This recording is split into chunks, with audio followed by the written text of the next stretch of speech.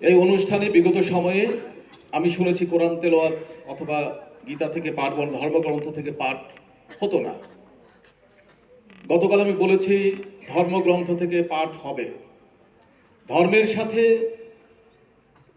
আমাদের কোনো বিরোধ থাকবে না এবং ধর্মগ্রন্থগুলোতেও নারীদের যে অধিকারের কথা, মর্যাদার কথা এবং তাদের প্রতি যে দায়িত্ব এবং কর্তব্যের কথা ব্যক্তিগত, পারিবারিক, সামাজিক, রাষ্ট্রীয়ভাবে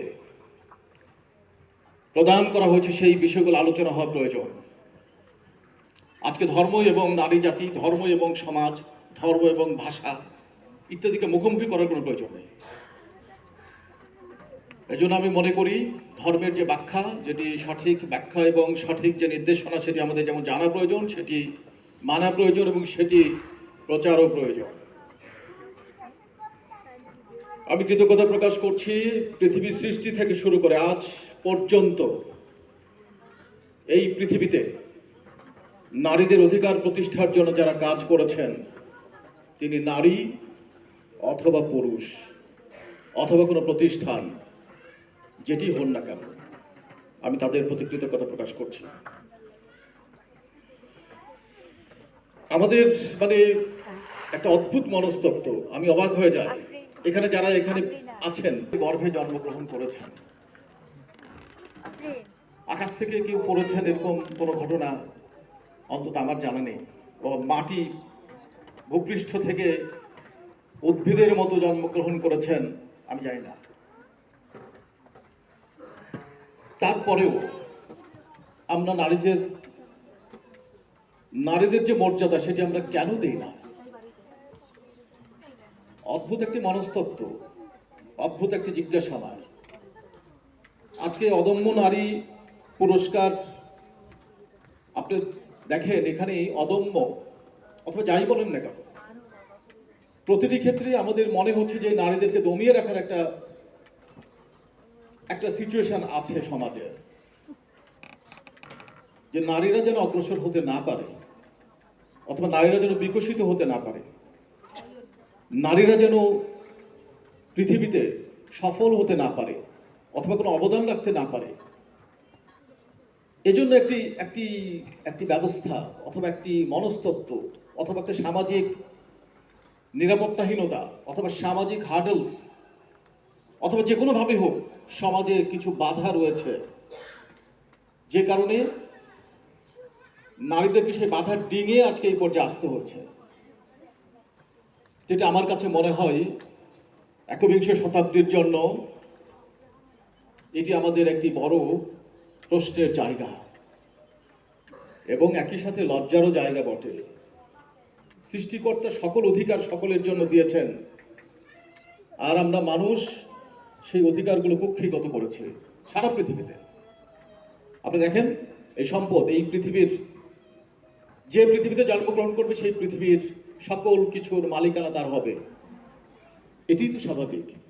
কিন্তু আমরা নিজেরা বিভিন্নভাবে এগুলো গ্রাস করেছি, জবরদখল করেছি, অধিকার নিজেদের জন্য সব অধিকার আমরা পুরোপুরি বলা যায় কুক্ষিগত করেছে এবং অন্যের অধিকার হরণ করেছে।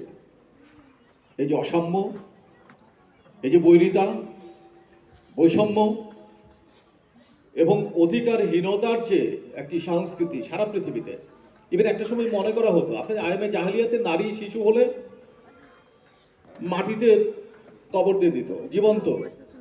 আমরা শুনেছি, আমরা এই আধুনিক সমাজেও শুনেছি যে নারীদের ভ্রূণ পরীক্ষা করে গর্ভাবস্থায় নারী হলে সেই ভ্রূণ হত্যা করা হয়েছে।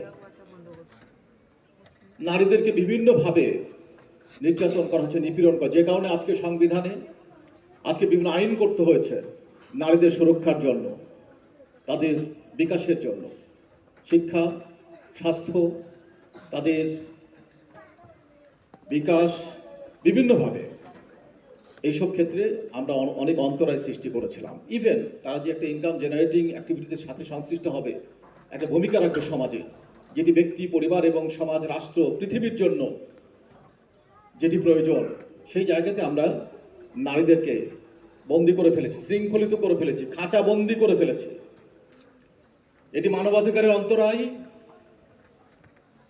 এটি পৃথিবীর যে স্বাধীন এবং সার্বভৌম অধিকার মানুষ হিসেবে জন্মানোর পরে তার অন্তরায়, এবং সৃষ্টিকর্তার যে নির্দেশ, সৃষ্টিকর্তার দেয়া যে প্রদত্ত অধিকার এবং মর্যাদা, সেটির অন্তরায়। সুতরাং আজকে রাষ্ট্রকে, আমাদের সমাজকে আজকে এই বিষয়গুলো চিহ্নিত করে সেই জায়গাগুলো, সেই হার্ডলসগুলো, অবস্টাকলসগুলো আমাদের রিমুভ করতে হচ্ছে।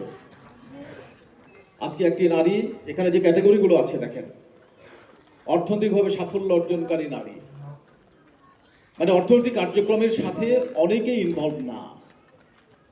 আমরা 4 চাকার গাড়ির মধ্যে 2 চাকা আমরা নিয়ে আমরা সামনে অগ্রসর হব, এই চিন্তা করলে কখনোই পৃথিবীতে অগ্রসর সম্ভব না।